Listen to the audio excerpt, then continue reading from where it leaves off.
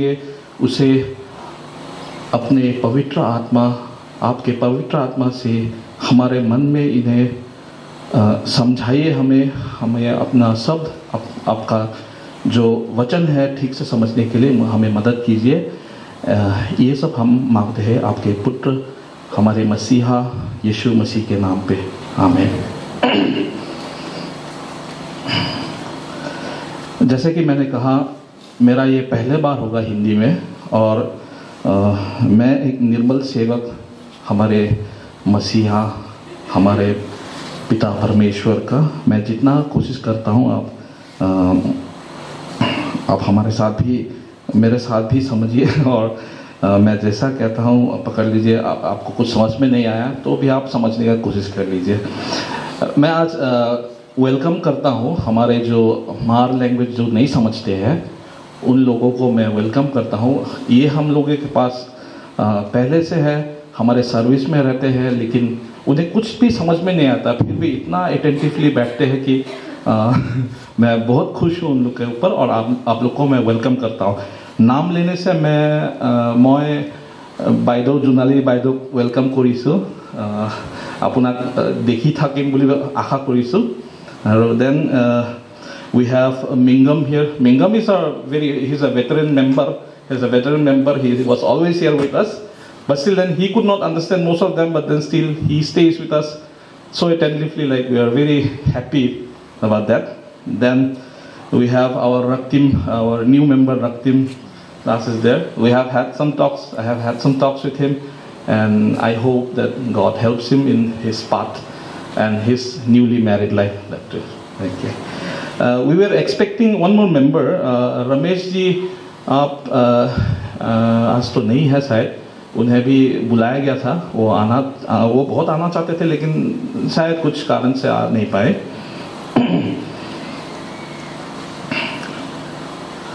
Well, I hope that I can give justice to the undying love of our Lord and Savior Jesus Christ. परमेश्वर के वचन हम थोड़ा पढ़ते हैं, ये मुझे बहुत सीखना पड़ा। मैथ्यू चैप्टर 11 वर्स 28 to 30 तक पढ़ते हैं। मत्ती अध्याय 11 पाठ हमारा हो गए 27 से लेके 30 तक। हे थके मंदो, बोझ में दबे लोगों, मेरे पास आओ, मैं तुम्हें सुख दूंगा। मेरा जुआ लो और उसे अपने ऊपर लो, फिर मुझसे सीखो, क्योंकि मैं सरल हूँ और मेरा मन कोमल है। तुम्हें भी अपने लिए सुख चैन मिलेगा, क्योंकि वह जुआ जो मैं दूंगा, मैं तुम्हें देता हूँ, मैं तुम्हें दे रहा हूँ, बहुत सरल है, और वह बोझ जो मैं तुम पर डाल रहा हूँ हल्का है। এইটো আমি অসমীয়াত আকৌ পঢ়োঁ, এবাৰ ট্ৰাই কৰোঁ, চেষ্টা কৰোঁ। হে পৰিশ্ৰান্ত আৰু ভৰকাক্ৰান্ত লোকসকল, মোৰ ওচৰলৈ আহা, মই তোমালোকক জিৰণি দিম। মই নম্ৰ আৰু কোমল চিত্ৰৰ মানুহ, এই হেতুকে তোমালোকৰ ওপৰত মোৰ জিয়লি লোৱা আৰু শিক্ষা লোৱা, তাতে তোমালোকে নিজৰ নিজৰ মনত জিৰণি পাবা, কিয়নো মোৰ জিয়লি নিয়া সহজ আৰু মোৰ বুজোৱা লঘু। If I do this in English, it's come to me all who labor and heavy laden, and give you rest. Take my yoke upon you and learn from me, for I am gentle and lowly in the heart, and you will find rest in your soul. For my yoke is easy and my burden is light. और एक अध्याय पढ़ते हैं, मत्ती 7वां अध्याय, उसका 7वां संख्या। मांगो तुम्हें दिया जाएगा, ढूंढो तुम पाओगे, खटखटाओ तो तुम्हारे लिए खोला जाएगा। Ask and it will be given to you, seek and you will find, knock and it will be opened for you. और एक पढ़ता हूँ, यूहन्ना अध्याय 3 पर संख्या 16वां संख्या। परमेश्वर को जगत से इतना प्रेम था कि उसने अपने एकमात्र पुत्र को दे दिया, ताकि हर वो आदमी जो उसमें विश्वास कर रखता है नष्ट ना हो और नष्ट ना हो जाए, बल्कि उससे आनंद जीवन मिल जाए। प्रभु हमारे हम जो वचन पढ़े थे उसे आशीष दे। आज का मेरा शेयरिंग में तीन टॉपिक में दिया हूँ, मैंने उसको भाग किया है। वो है, फर्स्ट है ये बाइबल। ज़्यादा कॉम्प्लिकेटेड जाने से भी कोई फ़ायदा, मतलब ये इतना ज़रूरत मैं नहीं समझता हूँ आज के दिन में। मैं जस्ट कहना चाहता हूँ ये बाइबल, ये जो बाइबल हमारे हाथ में है, मैं इसे क्यों विश्वास करता हूँ, मैं इसे क्यों विश्वास करता हूँ। तिमुथी ने लिखा है कि ये बाइबल जो है ये परमेश्वर का प्रेरणा से रचा गया है, ये परमेश्वर का प्रेरणा से रचा गया है। और इसे क्यों मैं मानता हूँ, मैं इसलिए मानता हूँ क्योंकि ये बाइबल जो है ये 40 एक आदमी ने नहीं लिखा है, ये लिखा गया है 40 अलग अलग लेखकों ने लिखा है इसे। ये 40 अलग अलग लेखकों ने लिखा है, और ऐसा नहीं कि ये इसको एक ही समय में लिखा गया है, इसको लिखा गया है आपको 1500 साल के बीच में ये 40 लेखकों ने लिखा है। फिर भी ये, क्योंकि ये परमेश्वर का प्रेरणा से लिखा गया है, इसका मैसेज एक ही है। ये 40 आदमी जो अलग अलग आदमी थे, कोई थे आपके क्या बोलेंगे आपका कोई राजा थे जिसने लिखा था, ये कोई राजा थे। देन आपका कोई मछुआरे थे, मछुआरे भी थे, और क्या बोलेंगे धर्म के पंडित भी थे, और आपका कोई डॉक्टर भी थे। ये अलग अलग आदमी अनेक माने लेवल के आदमी ने लिखे थे। फिर भी इसका जो मैसेज और इसका जो अर्थ, या मैं क्या बोलूँगा, इसका जो मिशन था वो सब एक ही है, और इसको कंपाइल किया गया है। और अगर ये, मैं समझता हूँ कि अगर ये परमेश्वर का प्रेरणा से अगर नहीं लिखा गया है तो इतना यूनिटी इस बाइबल में क्यों है। अलग अलग आदमी, अलग अलग समय, अलग अलग क्या बोलेंगे आपका प्रोफेशन बोलेंगे, आपका अलग अलग प्रोफेशन ने जो लिखा है, लेकिन इसका उद्देश्य एक ही है। ये इसका उद्देश्य है कि मनुष्य गिरा हुआ है, मनुष्य में पाप जब आया, मनुष्य गिर गया है, और उसको बचाने के लिए वो खुद अपने आप को बचा नहीं सकता है। उसे बचाने के लिए उसको एक मसीहा की ज़रूरत है, और वो मसीहा यीशु मसीह है। और उस यीशु मसीह की कहानी, ये इसका जेनेसिस से लेके आपका रेवलेशन तक उसी के बारे में है। ये एक, अगर आप कहते हैं तो ये प्रेम कहानी भी आप बोल सकते हैं। ये आप प्रेम कहानी है, आपका भगवान का प्रेम, भगवान हैबिट हो जाता है आपका परमेश्वर का जो प्रेम कहानी है मनुष्य के लिए, जो उसका प्रेम कहानी है, ये बाइबल है। और इसमें लिखा गया है, अगर आप क्योंकि देखिए आपका यीशु जब आने वाला था, ये जो मसीहा निकलने वाला था, जो आने वाला है, जो बेथलेहम में जो पैदा होगा, उसका बारे में 400 साल आगे ईसाई में लिखा हुआ है। 400 साल आगे लिखा हुआ है कि वो बेथलेहम में पैदा होगा। वो एक वर्जिन से पैदा होगा। मैं वर्जिन को हिंदी में कैसा बोलूँगा मुझे पता नहीं, शुद्ध नारी, उनसे पैदा होगा। और पैदा होके जब वो एक लेवल तक, मतलब 30 या उसका आसपास में जब होगा, वो हमारे लिए, हमारे जितना पाप है वो उन्होंने वो अपने ऊपर लेके वो क्रूस में हम लोग के लिए कुर्बानी देगा। वो लिखा हुआ है आपको 400 साल आगे। वो 400 साल, ये जेनेसिस, आप अगर जेनेसिस से लेते हैं तो भी वो कहानी हमेशा हर पार्ट, हर चीज़ में कहता है कि हमारे लिए एक मसीहा आने वाला है। पकड़ लीजिए आपका यहूदी लोग जब आपका सेक्रीफाइस देते थे, तो उसका भी मीनिंग था कि भगवान हमारे लिए एक सेक्रीफाइस आने वाला है जो हमें हमारे पाप से मुक्त कर देगा। और अगर आप ऐसा कहते हैं, ये पाप कैसा है, ये पाप एक्चुअली, हम लोग जब पाप के बारे में सोचते हैं तो हम सोचते हैं कि मैंने अगर झूठ बोला वो एक पाप है।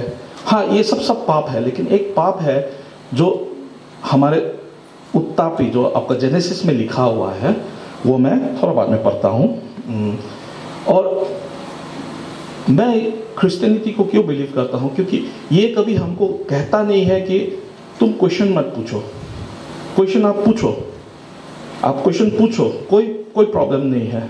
ऐसा नहीं दबाया जाता कि ये सब बात नहीं बोलना चाहिए, आपको ये सब बात को बोलना भी नहीं चाहिए, ऐसा नहीं है। ये कहता है कि पूछो पूछो और तुम्हें पता चल जाएगा। ये बाइबल में लिखा हुआ है सब कुछ, ये पूछो आप। 1 पीटर अध्याय 3 15 नंबर वर्ष पे ये लिखा हुआ है, पर मसीह को प्रभु जानकर अपने अपने मन में पवित्र समझो, और जो कोई तुमसे तुम्हारे आशा के विषय में कुछ पूछे तो उससे उत्तर देने के लिए सदा तैयार रहो। क्यों कहता है कि बाइबल इसे, अगर कोई तुम्हें पूछता है तुम क्यों विश्वास रखते हो, उसे उत्तर देने के लिए। मतलब कि बाइबल हमें कभी, बाइबल मतलब हम लोग का ये क्रिश्चियनिटी कभी ये नहीं करता है कि तुम क्वेश्चन मत पूछो, आपको पूछने के लिए हक है। क्यों? अगर ये कहते हैं कि हाँ मनुष्य बंदर से होकर मतलब क्या बोलते हैं, आपका इवोल्यूशन से आया है, आप पूछ सकते हो, कोई बात नहीं, आपका उत्तर इसी में मिलेंगे। आपको भगवान से मतलब ईश्वर से पूछना है। अभी मैं बाइबल के जेनेसिस में आता हूँ। वो उत्पत्ति कहा जाता है उसको। उत्पत्ति अध्याय 1 में मैं थोड़ा पढ़ लेता हूँ। आदि में परमेश्वर ने आकाश और पृथ्वी को बनाया। आदि में परमेश्वर ने आकाश और पृथ्वी को बनाया। पृथ्वी बेडौल और सुनसान थी, धरती पर कुछ भी नहीं था, समुद्र पर अंधेरा छाया था और परमेश्वर का आत्मा जल के ऊपर मंडरा रही थी।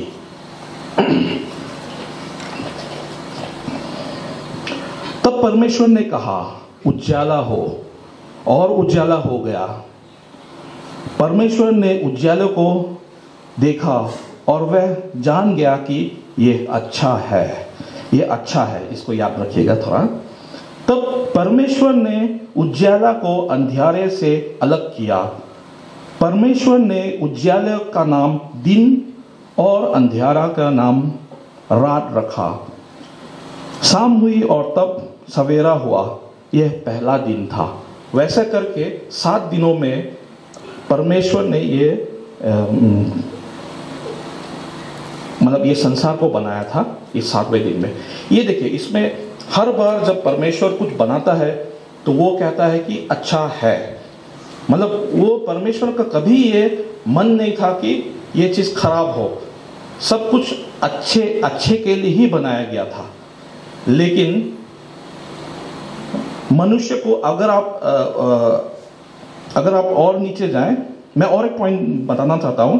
इसलिए अगर आप अध्याय 1 में नीचे जाते हैं तो आपको वर्स 27 में ये दिखेगा, इसलिए परमेश्वर ने मनुष्य को अपने स्वरूप, माने परमेश्वर ने मनुष्य को अपने स्वरूप बनाया।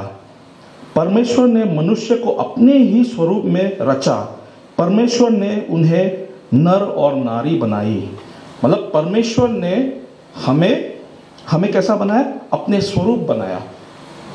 कोई कहता है कि शायद परमेश्वर ऐसा दिखता है, ऐसा दिखने का कोई बात नहीं है, ऐसा दिखने वाला बात नहीं है। परमेश्वर जो कह रहा है ये है उसका स्वरूप। माने हम लोग का ये जो मांस है ये तो मर के ये फिर चला जाएगा, आपका मिट्टी में मिल के खत्म हो जाएगा। लेकिन हम लोग का अंदर में एक रूह है, एक वी हैव अ स्पिरिट। हम लोग के पास एक स्पिरिट है जो कभी नहीं मरेगा, जो कभी नहीं मरेगा। इसीलिए हम लोग प्रभु के स्वरूप है वो कहा जाता है। हम लोग का अंदर में एक स्पिरिट है जिसको अगर आप कहे तो ये कभी मरने वाला नहीं है। और आज हमें जानना चाहिए कि हमारे मरण के बाद हमारा स्पिरिट कहाँ जाएगा, उसका फ्यूचर क्या है। और वो अनंत काल के लिए होगा, 1 दिन 2 दिन का बात नहीं, अनंत काल के लिए होगा। वो नरक में जाएगा या स्वर्ग में जाएगा, ये हम लोग के ऊपर है। और इसलिए प्रभु मैं और थोड़ा पढ़ता हूँ उत्पत्ति 2 में परमेश्वर का एक ही आज्ञा था, मैं थोड़ा पढ़ता हूं उसे। यहोवा परमेश्वर ने हर एक सुंदर पेड़ और भोजन के लिए सभी अच्छे पेड़ों को उस बाग में उगाया। बाग के बीच में परमेश्वर ने जीवन के पेड़ को रखा और उस पेड़ को भी रखा जो अच्छे और बुरे की जानकारी देता है, अच्छे और बुरे की जानकारी देता है। यहोवा परमेश्वर ने मनुष्य को आज्ञा दी, तुम बगीचे के किसी भी पेड़ से फल खा सकते हो, लेकिन तुम अच्छे और बुरे की जानकारी देने वाले पेड़ का फल नहीं खा सकते। यदि तुमने उस पेड़ का फल को खा लिया तो तुम मर जाओगे। परमेश्वर का एक ही आज्ञा था कि वो फल ना खाए, जिससे अच्छे और बुराई का जानकारी मिलता है। लेकिन मनुष्य ने क्या किया, उस पेड़ को खा लिया। वैसे अगर आप आज सोचते हैं कि एक फल खाने से क्या होगा, एक फल खाने से कुछ नहीं होता है, एक फल खाने का कोई बड़ा बात नहीं है। लेकिन आप उस समय को जानिए, ये परमेश्वर, ये था आपका पाप जब ये दुनिया में आने का आगे का बात था, और इसी से तो शुरू हुआ। प्रभु का एक ही आज्ञा था, वो था फल ना खाओ, और उस फल को आदम और हवा ने खा दिया उसे, और उसी से पाप आके आज हम लोग का पास जो पाप है, और परमेश्वर का जो ये था कि तुम मर जाओगे, उसका मतलब ये नहीं है कि तुम इमीडिएटली मर जाओगे, ऐसा कोई बात नहीं है। लेकिन प्रभु का ये कहना था कि तुम्हारे जो स्पिरिट है वो मर जाएगा। और उस दिन से लेके, आदम से लेके आज तक हम लोग ये पाप को लेके पैदा भी होते हैं। और क्योंकि अगर हमें अपना पाप का कोई ये नहीं है, तो हमें मसीहा क्यों चाहिए? मसीहा क्यों नहीं चाहिए? क्यों चाहिए? अगर मसीहा चाहिए, क्योंकि हमने पाप किया, हम पैदा ही पाप से होते हैं। और ये जो हम लोग का जो पाप है आज का दिन का, जो मैं शायद झूठ बोलता हूँ, मैं शायद ये करता हूँ वो करता हूँ, वो सब आपका इस जो बेसिक पाप, क्या बोलेगा, पाप बोलते हैं, मैं ठीक समझा नहीं पा रहा हूँ, लेकिन एक पाप जो होता है उसी का फल है ये सब पाप। और उस पाप को आदमी जितना भी कोशिश करे, जितना अच्छा करे या ये करे, तो भी वो काफ़ी नहीं है। इसीलिए हमें मसीह चाहिए, और वो था हमारे वो था हमारा मसीहा यीशु। और वो आके हमारे सब पाप को लेके क्रूस में उठ गए, सूली चढ़ गए, और उसने सूली चढ़ के हमारे पाप को अपने ऊपर ले लिया। और जो कोई भी उसके नाम पे विश्वास करता है, उसका स्पिरिट जो आपका अनंत काल में जो उसका ये होगा, वो अभी सिक्योर है। मतलब वो आपका नर्क ना जाके आपका स्वर्ग जाएगा। यही है क्रिश्चियनिटी का मेन मैसेज, जो पूरा अगर मैं छोटा समय में अगर समझाऊं, तो इसी के ऊपर पूरा क्रिश्चियनिटी रिवॉल्व कर रहा है। और अगर कोई पूछता है कि ये सब क्यों है, क्योंकि देखिए आपका जेनेसिस में ही लिखा हुआ है, परमेश्वर का इतना प्यार था कि जब हम लोग ने पाप किया, तब भी आप अगर देखिए, मैं एक पाठ ये वचन पढ़ता हूँ, एक पाप का आरंभ।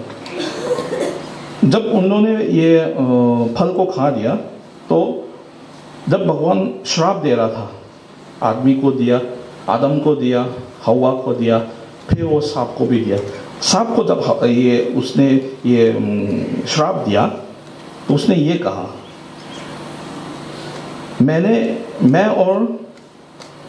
तुम्हें और स्त्री, मतलब सांप और स्त्री के बीच में, मैं तुम्हें और स्त्री को एक दूसरे से दुश्मन बनाऊंगा।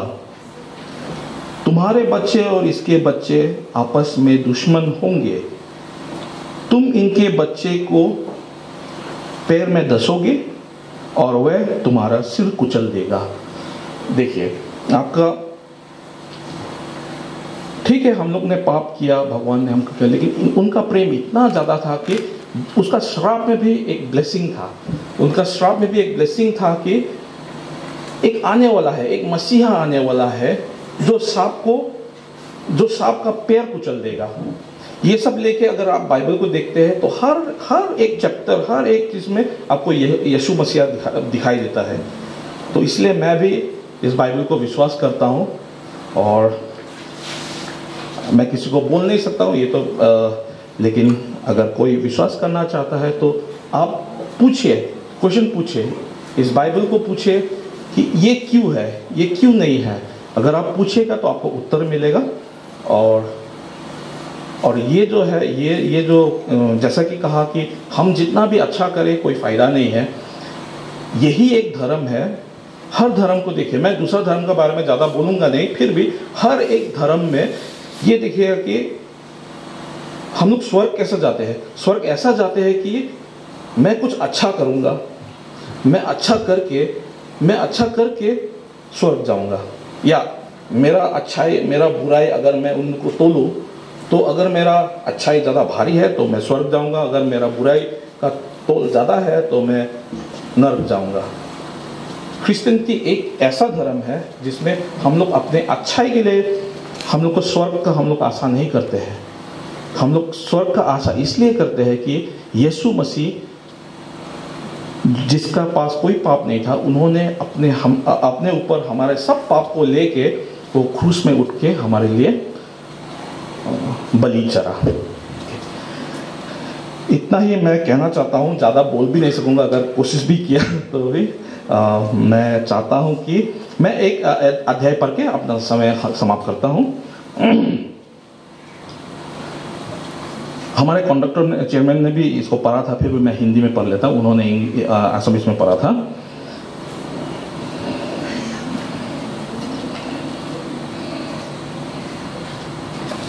मैं फिर पढ़ता हूँ। परमेश्वर ने जगत को इतना प्रेम था कि उसने अपने एकमात्र पुत्र को दे दिया, ताकि हर वह आदमी जो उन पे विश्वास रखता है नष्ट ना हो, बल्कि उसे अनंत जीवन मिले। और एक मैं फिर पढ़ता हूँ। है थके मंदो, बोझ पे दबे लोगो, मेरे पास आओ, मैं तुम्हें सुख दूंगा। मेरे जुआ लो और उसे अपने ऊपर संभालो। फिर मुझसे सीखो, क्योंकि मैं सरल और मेरा मन कोमल है। तुम्हें भी अपने लिए सुख चैन मिलेगा, क्योंकि वह जुआ जो मैं तुम्हें दे रहा हूँ बहुत सरल है, और वह बोझ जो मैं तुम्हें ऊपर डालूंगा हल्का है। बस ये पढ़ के मैं आज अपना समय समाप्त करता हूँ। परमेश्वर हमारे वचन और जो हमने कहा है, अगर वो उनके मर्जी हो तो उन्हें आशीष दे। आमीन।